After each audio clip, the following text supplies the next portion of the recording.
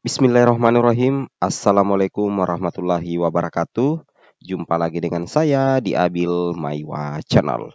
Jadi teman-teman, channel ini merupakan channel pendidikan tempat kita berbagi tentang informasi guru dan tunjangan, informasi PMM, informasi terkait dengan sertifikasi, P3K dan lain-lain sebagainya. Jadi pada video kali ini teman-teman ya, kembali lagi admin akan mencoba mengupdate ya informasi terbaru seputar perkembangan PMM yang selama ini banyak dikeluhkan oleh teman-teman guru sekalian ya. Di sini saya buat judul seperti ini, PMM menambah beban guru, tanda tanya. Artinya saya bertanya, apa benar PMM itu menambah beban guru? Kalau jawaban saya, PMM itu tidak menambah beban guru, malahan mengurangi beban guru dan memberikan dampak positif pada saat proses pembelajaran. Ada alasan saya teman-teman ya. Oke. Kemudian di sini teman-teman ya, harus kalian pahami, harus teman-teman guru dan kepala sekolah memahami bahwa ada satu fitur PMM yang harus dikerjakan guru dan Kepsek ASN. Cuman satu saja teman-teman. Yang lainnya itu bersifat tidak wajib. Ya, seperti itu kira-kira ya.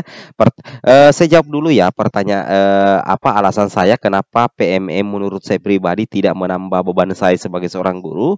Karena menurut saya PMM itu justru memudahkan saya teman-teman ya. Kenapa? Karena yang selama ini kita kerjakan itu kan SKP yang dikerjakan secara manual, kemudian terintegrasi di e-kinerja BKN itu kan ribet. Nah, saat sekarang ini e-kinerja BKN itu sudah diintegrasikan di pengelolaan kinerja yang ada di aplikasi PMM sehingga memudahkan kepala sekolah berkolaborasi dengan guru-guru untuk mengerjakan yang namanya SKP 2024. Ya, jadi nantinya guru akan diobservasi oleh kepala sekolah, akan ada penilaian kinerja oleh kepala sekolah sehingga ada ruang untuk berdiskusi antara kepala sekolah dengan guru-guru terkait dengan pengelolaan kinerja sehingga otomatis itu memudahkan kita sebenarnya teman-teman ya untuk mendapatkan nilai yang bagus untuk jenjang karir ke depannya. Kemudian, kalaupun misalkan kemudian berikutnya adalah yang membuat saya dengan adanya PMM itu justru lebih dimudahkan, itu karena di PMM itu ada fitur teman-teman, ada satu fitur ketika kita ingin mengunduh perangkat pembelajaran, kita tinggal buka PMM, di situ ada fitur yang sangat menarik, yang namanya ini teman-teman ya, perangkat ajar. Nah, jadi teman-teman tidak perlu lagi capek-capek buat manual RPP. Tinggal teman-teman download perangkat ajar di sini. Istilahnya kita pakai istilah ATM, amati, tiru, dan modifikasi. Jadi memudahkan guru untuk mendapatkan perangkat mengajar.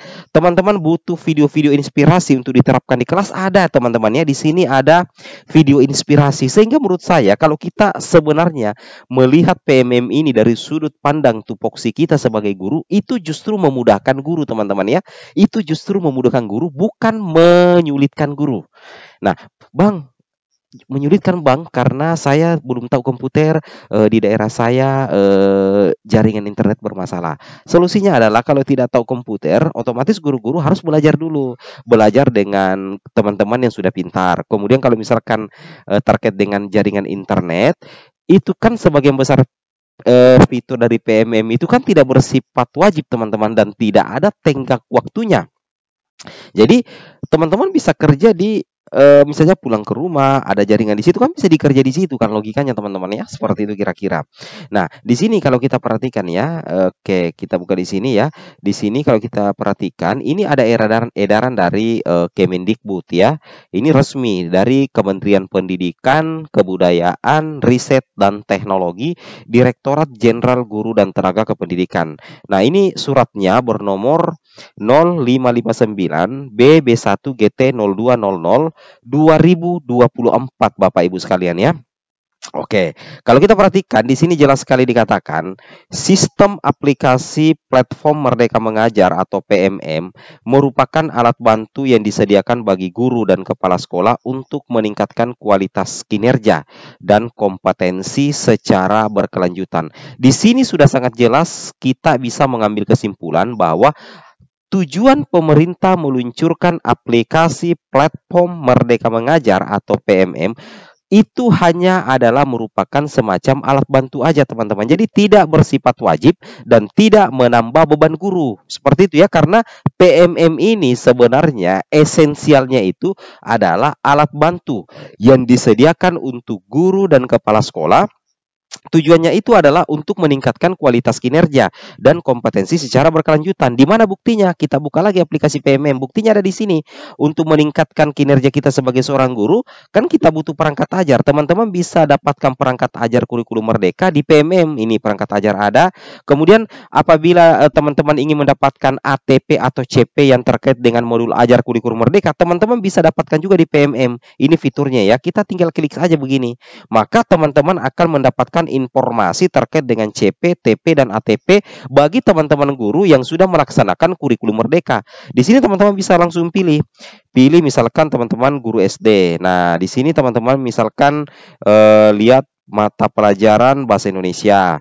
Nah, setelah itu teman-teman pilih. Nah, di sini akan muncul lihat CP atau TP. Nah, di sini akan muncul fase A kelas 1 2, fase B 3 4, fase C kelas 5 6. Teman-teman bisa download langsung CP ATP yang bisa teman-teman gunakan untuk rujukan pada saat menerapkan kurikulum merdeka di masing-masing kelasnya teman-teman. Jadi itu yang dikatakan di sini teman-teman, bahwasanya PMM itu adalah alat bantu yang disediakan bagi guru dan kepala sekolah untuk meningkatkan kualitas kinerja dan kompetensi secara berkelanjutan. Sekali lagi ya, saya garis bawahi di sini, PMM itu adalah semacam alat bantu teman-teman ya, yang mana fitur-fitur seperti pelatihan mandiri, refleksi kompetensi, bukti karya, dan komunitas itu tidak bersifat wajib. Sekali lagi saya katakan tidak bersifat wajib dan tidak memiliki tenggat waktu.